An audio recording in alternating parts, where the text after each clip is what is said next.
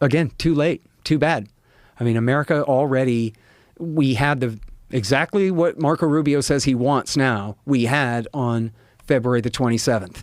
And then they launched this war on the 28th, which, by the way, was the anniversary of the Waco raid. This is a pretty ugly time to start an aggressive war. And in fact, as long as I'm on that, and I know you know this, but it's really worth dwelling on, that they killed not just one, but two girls' schools in their initial assault. They killed, in one building, they killed 173 or 74, almost all little girls.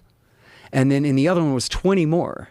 And with that was an experimental new Lockheed missile that fires tungsten pellets out the front before it detonates, or as it detonates, in a creative new way to cut people to shreds.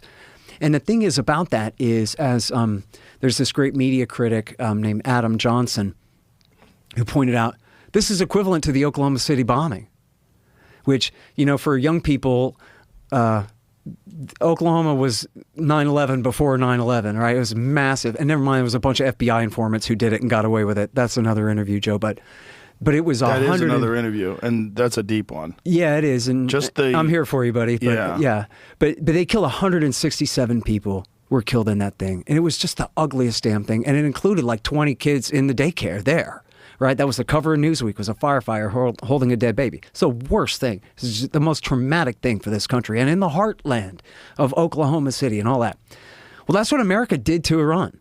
Only the entire building full of kids, all 167 of them, a few teachers, but virtually all of them little girls.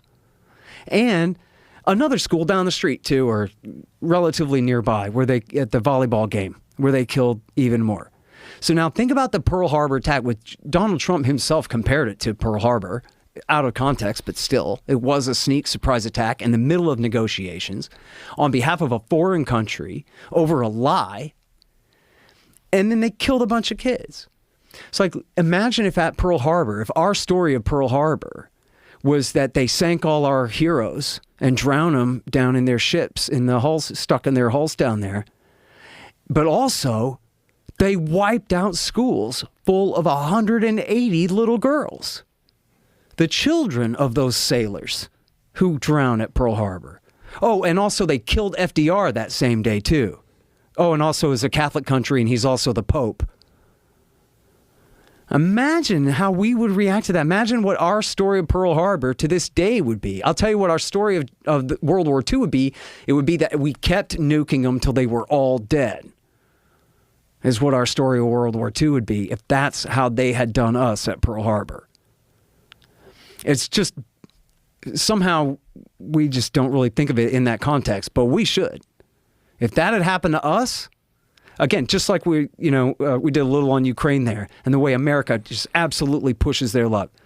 If Russia overthrew the government of Canada twice in 10 years because they kept voting wrong, we would invade Canada and nuke Moscow. And in fact, when you bring up the analogy, it's completely absurd, right? How ridiculous is it that the Russians would dare try to overthrow the regime in Ottawa, that they would dare threaten to try to kick us out of our bases in Alaska or any of these kinds of things, that they would go to war with the people of Vancouver who refused to accept the new coup junta. It's comic book crazy. They wouldn't dare. But we do that to them, and we act like, as Dr. Paul said, if we go around the world killing people like this, bombing people like this, and we think that we can just get away with it and not have to suffer the blowback, then we do that at our own peril. And he was speaking for the government as a member of Congress at the time, that we're putting the American people in danger by acting this way. It's completely crazy. Remember the Shiite fatwa that the old Ayatollah, the Ayatollah before last, Khomeini put on Salman Rushdie, the author of the book The Satanic Verses, where people have tried to kill him numerous times, including got his eyeball in one case. We've had a real problem with bin Ladenite jihadi terrorism over the time. We have not had the Shiites. We have not had the Ayatollah Sistani in Iraq or the Ayatollah Khamenei declare that all good believers should attack the West now. They could do that. And that's the kind of fire that we're playing with. It's extremely dangerous. I mean, bin Laden didn't even really have a religious rank. He was just a rich guy who he had earned respect because he was wounded in battle and stuff. He had money and influence. But if the Ayatollah Sistani put out a full jihad, which I'm not saying he would do that. I don't have any real reason to believe that he would go that far. But he's been willing to stand up to the United States numerous times, especially during the war.